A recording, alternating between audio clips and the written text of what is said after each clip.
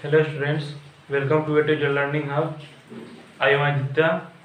पिछले वीडियो में हम लोगों ने पढ़ा था रिलेटिव नाउन के बारे में, जिसमें हम लोगों ने देखा था कि उसमें होते हैं एक केस, जेंडर, नंबर और आर्टिकल, जिसमें हम लोगों ने केस के बारे में पढ़ा था। तो केस के बारे में हम लोग ये जानते थे कि किसी भी नाउन या प्रोनाउन के स्थान को, उसके प्लेस को हम लोग केस कहते हैं।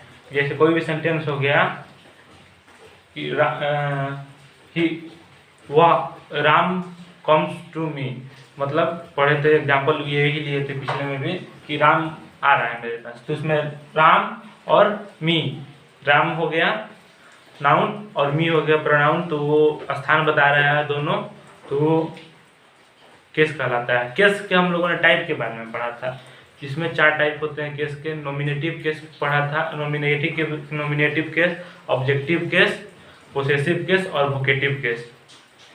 प्रीवियस वीडियो का लिंक मैंने डिस्क्रिप्शन बॉक्स में डाल दिया है, आप वहां से देख सकते हैं। आज पढ़ते हैं अब उसके बारे में, क्या होता है नॉमिनेटिव केस, ऑब्जेक्टिव केस क्या होते हैं। Nominative case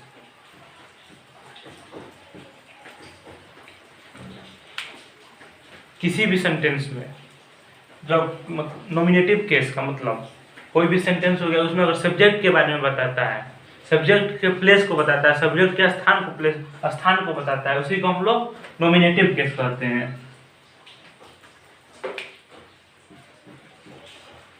the place of subject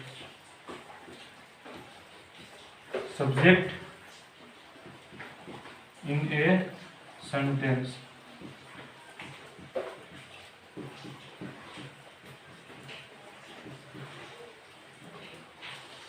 is called nominative case.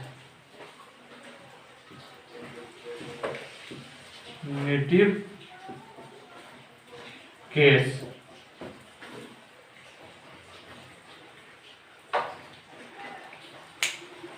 जैसे इसका एग्जाम्पल ले लेते हैं।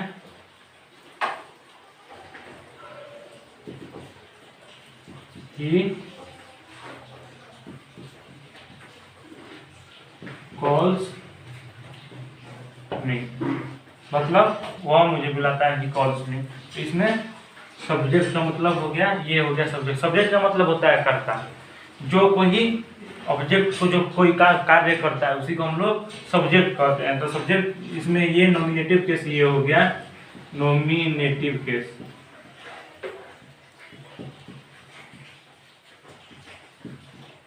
ये हो गया नॉमिनेटिव केस, मतलब किसी भी सब्जेक्ट के स्थान को बताया जाता है सेंटेंस में, उसी को हम लोग नॉमिनेटिव केस कहते हैं। अब है ऑब्जेक्टिव केस, देखते हैं क्या होता है।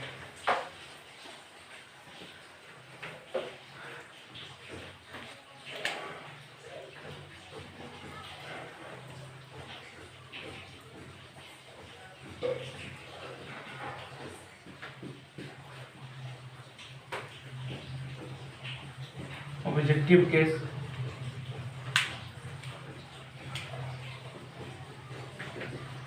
किसी सेंटेंस में अगर ऑब्जेक्ट के बारे में चर्चा किया जाए, ऑब्जेक्ट के प्लेस को, ऑब्जेक्ट के स्थान को बताया जाए, उसी को हम लोग ऑब्जेक्टिव केस कहते हैं। The place of object in a sentence is called objective case.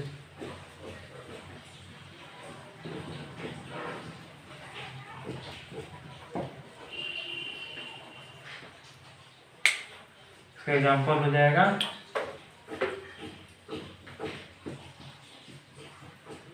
he bought a car। इसमें ये तो आपका सब्जेक्ट हो गया, तो ये हो जाएगा नॉमिनेटिव केस।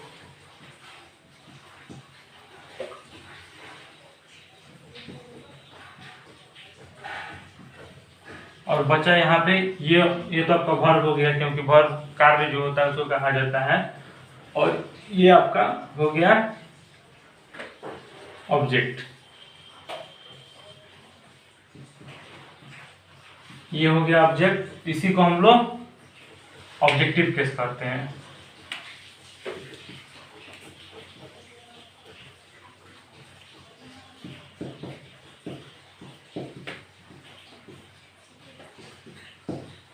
ऑब्जेक्टिव केस कहते हैं उसी को हम लोग।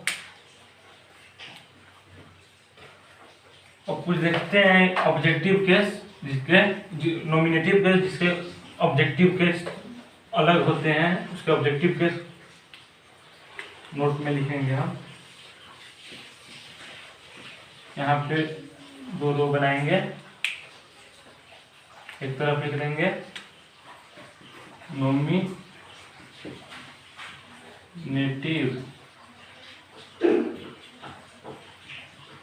और दूसरी तरफ ऑब्जेक्टिव।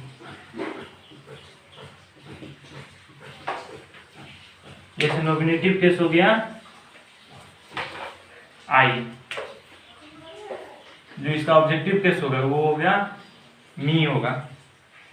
वी हो गया, इसका ऑब्जेक्टिव केस अस होगा। यू हो गया, इसका यू का यू ही होता है।